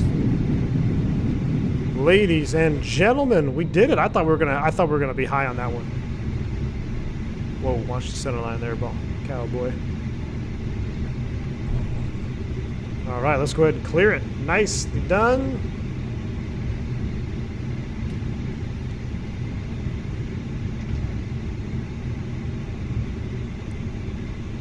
San Jose traffic, Avianca 357, clear of runway 25, taxi the ramp, MROC. All right, we'll go ahead and stop recording at this point. Cool, we'll get back on our interesting centerline situation here. Let's clean it up. Disarm you, I love doing that. Flaps coming up. I need an overhead light here. Traffic Kona 6 is set 6 miles final, runway 25.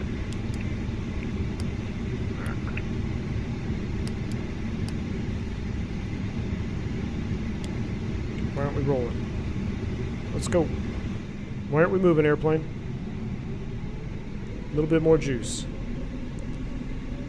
Could chill in the pool with that float? Oh, Tom. Ouch. We're a little floaty there. Replay will be our tell. Microsoft Float Simulator just doing its things.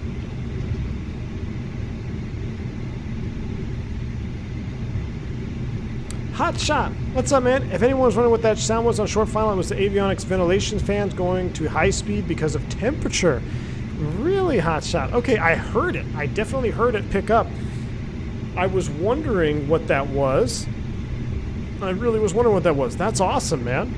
So the ventilations fan went into high because of the temperature. Cool deal, hot shot. Guys, hit the like button if you want hot shot making. He's here now, so we got 100 and something likes. 240 watching. Hit the like button if you want Hotshot to make sounds for X-Plane 11 and 12. Because I definitely think he should. Alright, flap is open. Let's go ahead and fire this puppy up. I mean, just listen. Like, does this not sound like a real airplane that you're taxiing into the gate after landing? I mean, that's just the ambiance of sounds. Unbelievably good. All right, we're gonna go all the way down. I think there's some gates down there. Yeah, we'll go all the way down there, and then we will park it. Check out the replay. Now this looks illegal with the radar and up. Oh, there was a lot of illegal situations on this flight. Yeah, we had the autopilot in op. We didn't have our lights on. We didn't have a secondary flight plan. But hey, we got it down. You don't need secondary flight plan to shoot the approach. Definitely can do it visually. Like what we did was pretty much all visual, just with some basic cross references, and we actually flew it quite well. I was a little bit unstable initially. We got a little bit too low on the glide slope before we started our circle. We were at like 3,700 feet or whatnot. So we climbed back up to 4,000, which was fine. But that turn inbound, at our speed, we really didn't even need that much bank angle. You know, at 150 knots, I think I'm used to the one time that I really was hot was in a very heavy 321. So we were doing like, I think we had about 155 on that turn selected, and we still had to have that bank come over to get us lined up. But yeah, 320, we could have been less aggressive, but we still made it. I'll be very curious to check the replay. He'll make sounds for X-Plane 10 just to spite us. Oh man. All right, I see this gate. We're gonna park here. Let's go ahead and kill the taxi light.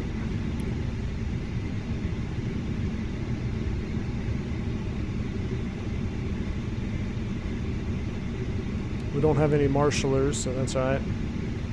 Yeah, we got vectored into terrain that was definitely illegal. But maybe I'll learn something with the fixed info page tonight. Maybe we learned something. Let's pull it into the gate here. We'll shut her down. Hear the spool down. Ooh, there's someone landing too. We want to go check that out maybe. If I remember how to zoom the camera over there. That's close enough. A little bit further. Yeah, he's over there. A little bit more juice. Come on.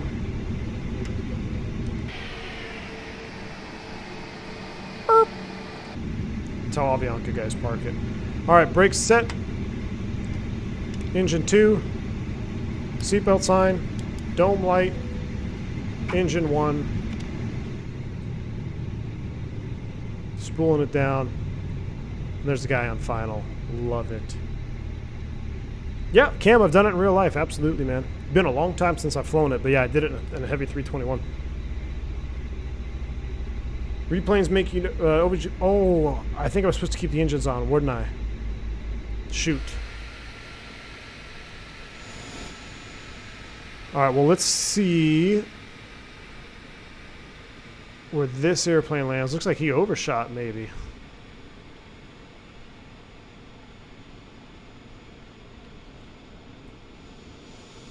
I don't know how to get out of this view. I need view work.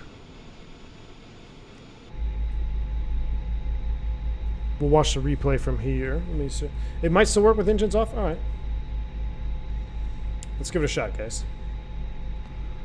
I don't know how to move my camera over there, so for whoever's on final... Oh, listen to that. Hear that PT one? That's awesome. Alright, so... let's do this. Let me go to live. And let me go replay. Whoa. And you guys can see it, right? Everybody can see it? Cool. So let me get rid of that. Alright, hey, we're on replay mode. Nice. Let me go flaps full. Let me arm everything up. Let me get the engines on.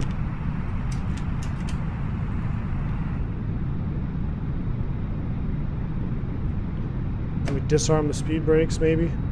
There we go.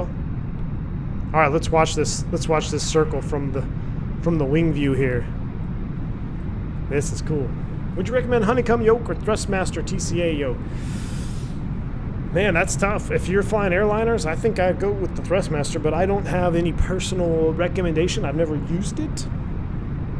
But it is more of an airliner type yoke with the pendular system. So I would think long and hard about what type of airplanes you fly the most. We need X-plane views and FS. Yes. So we just need an exact camera system like X-Plane 11 into Microsoft Flight Sim. That's what we need, 100%. Ooh, lights. We'll turn the lights on too. Good call there, Christian.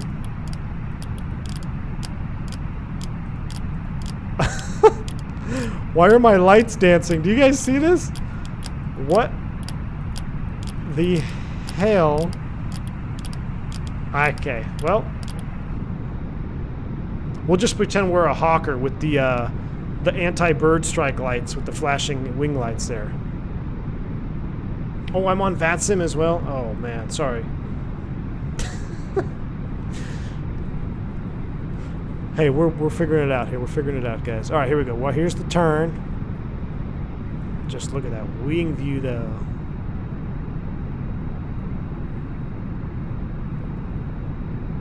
Get some replay music in here, too.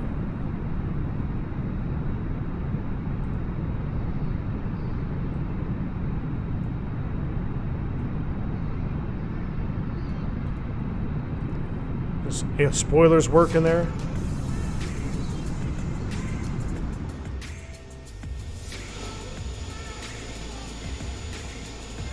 A little bit undershot. This light's staying on now. All right, they're staying on now. Good.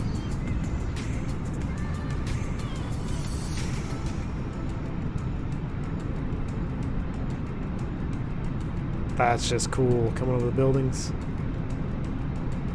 We need a runway cam, though.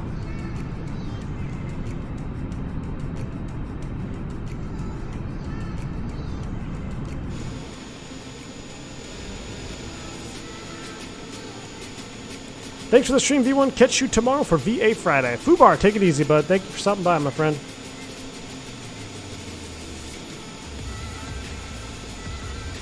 That wasn't too floaty. I said that was pretty good.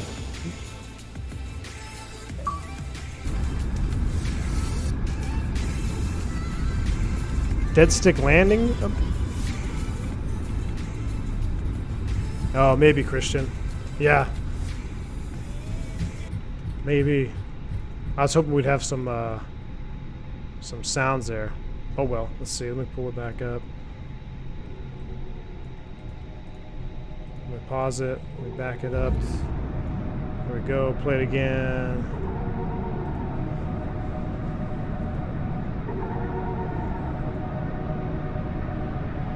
Alright guys, well we'll watch a couple more from a couple of different wing views here so you can see the landings. Thank you everybody for tuning in tonight on this stream. Hopefully I will see you tomorrow for VA Friday Piedmont Virtual Historical Group. It should be a lot of fun. I think we're going to be flying a Henson Q400 unless I have a IXEG bug that I can't scratch. Maybe have to fly the 737 Piedmont. I'll put a poll up for the commercial members. That'll be coming very soon. It'll either be the 737 or the Q400 for tomorrow's VA Friday stream. I hope to see you guys there. Thank you so much for tuning in on this stream in Microsoft Flight Simulator. I am really beginning to love this sim. Shout out to the whole fly-by-wire team. You guys are doing awesome things here with this sim. I'm gonna go on the spoilers so you guys can see it. But yeah, you guys are doing a great job with this airplane. It's coming a long, long way. I hope to have many more enjoyable flights just like this one. I'll leave you guys with a full-blown approach here. So until tomorrow, guys, stay safe, stay healthy. I'm V1. See ya!